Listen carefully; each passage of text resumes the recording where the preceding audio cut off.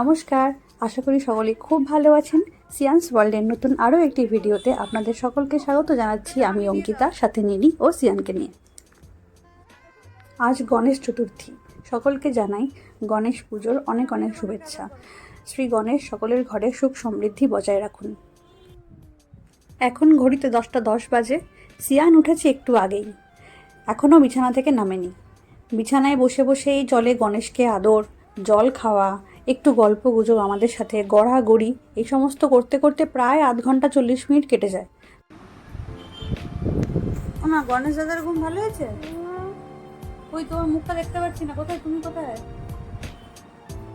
মা, গণেশ দাদার ঘুম ভালো হয়েছে? ভালো হয়নি গণেশ দাদার ঘুম? মা, তোমার গণেশ দাদা কটা গণেশ দাদা তোমার? এতগুলো গণেশ দাদা তোমার? এই যে বড় গণটা আসছে কিন্তু তোমার কাছে, এই একটা গণ দেখি, এই আরেকটা গণ, এই যে আরেকটা একটা।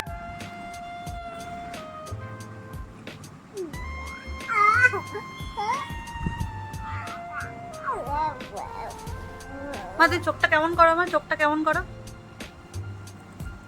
এরকম করো, এরকম করে হাসো, নাক নাক এরকম করে হাসো। ও মা, তোর নাক।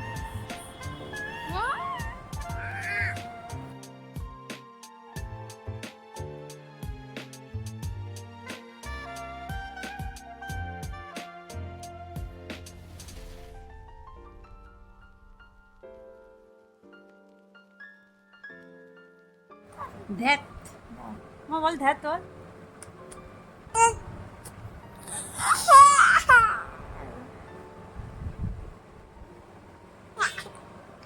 বল ধ্যাত ধ্যাত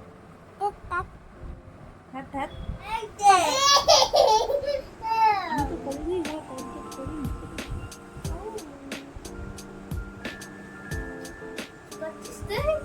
ভিডিও করে রাখছি। জল খাওয়াচ্ছে মাসিমা। কানে আবার কি পড়েছিস দেখি? প্যান্ডার ইয়াররিংস। এই যে মামা, কার কোলে খাচ্ছ জল? নিনি? নিনি কোলে জল খাচ্ছ। ঘরের মেন দরজা দিয়ে ঢুকে এই ডান দিকে এই একটা জায়গা আছে, আর এখানে একটা এরকম ক্যাবিনেট রয়েছে। এই ক্যাবিনেটটাতে আমি ছোটোখাটো বাড়িতে যেটুকু পুজো হয় আমি এটার ওপরে করি। আর যদি কোনো পুজো বড় করে করার মতো ভাবি তাহলে আমি সেখানে বাড়ির দক্ষিণ দিক বা পূর্ব দিকে মুখ করে সেখানে আমি করি। যেমন লক্ষ্মী পুজো, জন্মাষ্টমীর পুজো আপনারা দেখেছেন, সেগুলো আমি বাড়ির অন্য জায়গাতে বড় জায়গায় করেছি। কিন্তু আগে গণেশ পুজো যেহেতু আমি ছোটো করে একটু নিজের মতো করে করব, সে কারণে আমি এই ক্যাবিনেটের ওপরেই সাজিয়ে ছোট করে ঠাকুরের পুজো করব। গণেশ পুজো আগে আমি করতাম না, শুরু করেছি গত বছর থেকে। তার একটা মজার কারণ আছে। গত বছর গণেশ চতুর্থীর কয়েকদিন আগে দেবব্রত রাত্রে ঘুমিয়ে স্বপ্ন দেখেছিল যে আমাদের ছাদে নাকি গণেশজির বাহন, যিনি মূষাকরাজ, মানে ওরকম গয়না পরা, সাইজে বেশ বড়। তো আমি জিজ্ঞেস করেছিলাম, তুমি সত্যি মূষাকরাজকে দেখেছো নাকি কোনো ছোটো ইঁদুরকে দেখেছো ঘুরে বেড়াতে? তো ও বললো, না, গণেশজির বাহন ঠিক যেরকম থাকেন আমি সেরকমই দেখেছি, আমাদের ছাদে ঘুরে বেড়াচ্ছে। তো আমিও ভাবলাম যখন স্বপ্ন দেখেছে তাহলে আমি একটু পুজো। গত বছর আমি আর নিনি এই গণেশ আর লক্ষ্মী দেবীকে বাড়িতে নিয়ে আসি, তারপরে পুজো করি। আর এবছরও সেই মূর্তিতেই পুজো করব। আজকে শ্রী গণেশ ও শ্রী লক্ষ্মী দুজনকেই আমি একসাথে পুজো করব। প্রথমেই আমি ঠাকুরের জন্য আসন সাজিয়ে রাখলাম। তারপরে একটা পাথর বাটির মধ্যে আমি অষ্টগন্ধা গঙ্গা জল দিয়ে গুলে নিয়ে সেই অষ্টগন্ধা দিয়ে আমি একটা ওম অঙ্কন করেছি, আর তার উপরে একটু ফুল দিলাম। এবার আমি শ্রী গণেশ ও তারপরে মা লক্ষ্মীকে একে একে অভিষেক করাবো। অভিষেকের জন্য আমি নিয়েছি এখানে গঙ্গার জল, আর তার সঙ্গে দিচ্ছি একটু ঘি। এরপরে দেবো একটু মধু, এর সাথে দুধ আর দইও দিতে পারেন, কিন্তু আমি দিইনি কারণ আমার মূর্তিগুলো মাটির, তাই খারাপ হয়ে যেতে পারে। ইনি হলেন আমার শ্রী গণেশ। তো ওনাকে আমি গত বছর গণেশ পুজোর দিনকে নিয়ে এসেছিলাম, ওনাকে তার সাথে লক্ষ্মী দেবীকেও দেখাচ্ছি আপনাদেরকে। আপাতত ওনাকে আমি অভিষেকটা করিনি।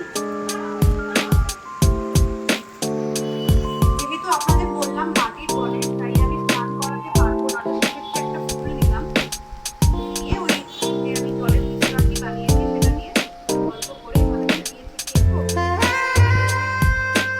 স্নানাভিষেক করার পরে ঠাকুরকে আমি সুন্দর আসনে বসিয়ে দিয়েছি, আর কিছু ফুল নিবেদন করেছি, আর সঙ্গে একটু মিষ্টান্ন। এরপরে আমাকে যেতে হবে সিয়ানকে খাওয়ানোর জন্য।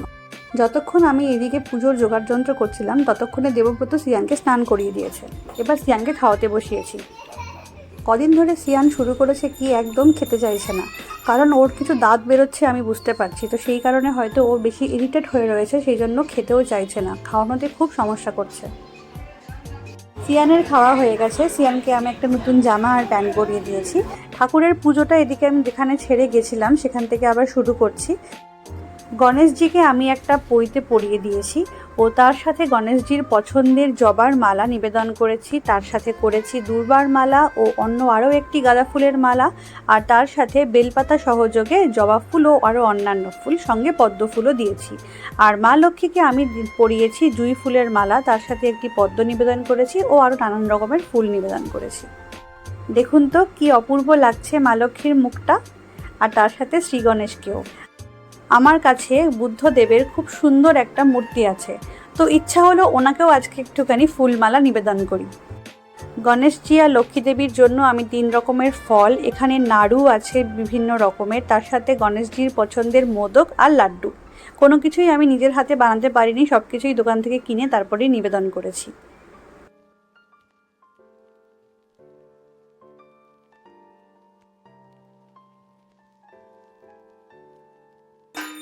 শ্রী গণেশ ও লক্ষ্মী দেবীকে আমার যা যা নিবেদন করার জন্য আমি নিয়ে এসেছিলাম সব কিছুই আমি একে একে নিবেদন করে এখানটা সুন্দর করে সাজিয়ে নিয়েছি। ফল, মিষ্টান্ন, এছাড়া আর যা যা আমি নিয়েছিলাম সব কিছুই আমি এখানে সাজিয়ে গুজিয়ে দিয়েছি। এবার পঞ্চপ্রদীপে আমি ঠাকুরকে আরতি করব। নিনি রয়েছে, কাঁসর ঘণ্টা বাজিয়েই চলেছে, ওর খুব উৎসাহ এইসব ব্যাপারে, আপনারা তো আগেই দেখেছেন। সেই জন্য নিনিকে আমি এখন থেকে পুজোর বেশ কিছু দায়িত্ব দিয়ে দিয়েছি, ও জেনে গেছে এগুলো ওকে করতে হবে, তাই জন্য ওগুলো খুব খুশি মনে করে।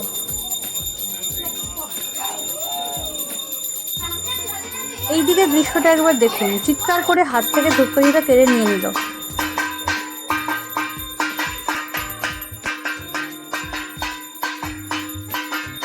সিয়ানকে কোনো দায়িত্ব দেওয়ার দরকারই নেই, ওর যেটা ইচ্ছা সেটা ওর যেভাবে হোক, সে চিৎকার করে হোক, কামড়ে দিয়ে হোক, মেরে হোক, ঠিক নিয়ে নেবে, নিয়ে সেটা করতে থাকবে। এখন ধূপকাঠিটা হাত থেকে আমি নিয়ে নিয়েছি, সেটা খুব একটা পছন্দ হচ্ছে না, মাঝে মাঝে চিৎকার করে উঠছে, গর্জন দিয়ে উঠছে। যেসব জিনিস বাচ্চাদের হাতে দেওয়ার নয়, আমি দেখেছি ওই সব জিনিসগুলোই নেওয়ার টেন্ডেন্সি আছে ওর মধ্যে। এত যে পাকা ও কোত্থেকে হচ্ছে আমি তো বুঝতে পারছি না।